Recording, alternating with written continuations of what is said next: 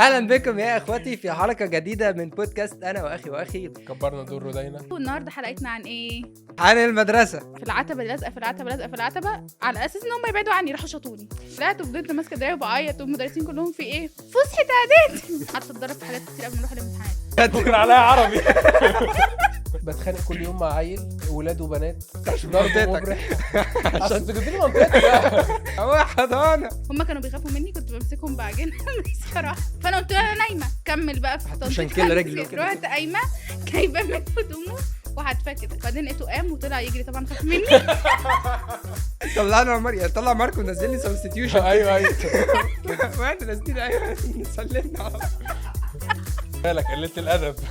اللي قالته لاخويا قالته لي بيت انا واخويا ماشيين بشويه تهزيق كده مروحين بيهم من البيت. اتنين بيلعبوا في الحوش بيجروا ورا بعض، فلقيت جنبي زلطه، في زلطه وفي فرختين بيجروا ورا بعض وانا معايا زلطه. انا قمت ملقم وضاربها كده، جت في دماغ واحد هنا.